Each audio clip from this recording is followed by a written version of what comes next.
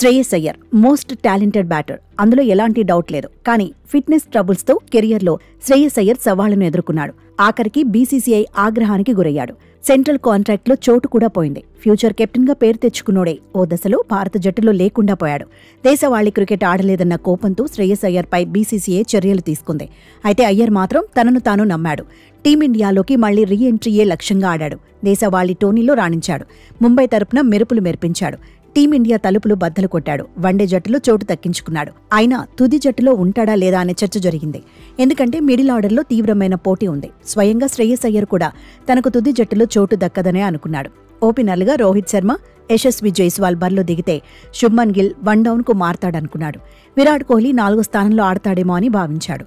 నాగ్పూర్ మ్యాచ్లో తుది జట్టులో చోటు దొరుకుతుందని శ్రేయస్ అయ్యర్ ఎక్స్పెక్ట్ చేయలేదు. కానీ తనకు వచ్చిన అవకాశాన్ని మాత్రం యువ ప్లేయర్ పర్ఫెక్ట్గా వినియోగించుకున్నాడు. ఒకప్పుడు బలహీనతగా ఉన్న షార్ట్ పిచ్ బంతులను ఉతికేశాడు. స్టార్ పేసర్ జోఫ్రా ఆర్చర్ను వదల్లేదు. షార్ట్ పిచ్ బంతులను సిక్సర్లుగా మలచి తనలోని మరో కోణాన్ని చూపించాడు.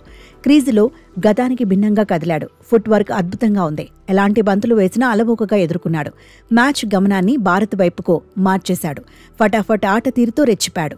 జస్ట్ 36 బంతుల్లోనే హాఫ్ సెంచరీ సాధించాడు. జట్టులో నుంచి తనను తప్పించకుండా చేసుకున్నాడు.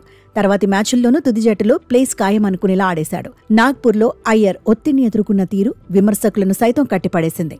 తొలి వన్డేలో ప్రదర్శనపై అయ్యర్ రియాక్ట్ అయ్యాడు. ఆట తీరుపై సంతృప్తి వ్యక్తం చేశాడు. నాగ్పూర్లో ఎంట్రీ వెనుకున్న ఫన్నీ స్టోరీని ఫ్యాన్స్తో పంచుకున్నాడు. మ్యాచ్కు ముందు రోజు ఎలాగో తనకు ప్లేస్ దొరకదని భావించానన్నాడు. రాత్రంతా సినిమాలు చూడాలనుకున్నానన్నాడు. Chance రాదనే fix అయ్యానన్నాడు. అయితే కెప్టెన్ రోహిత్ నుంచి తనకు ఫోన్ కాల్ వచ్చిందన్నాడు.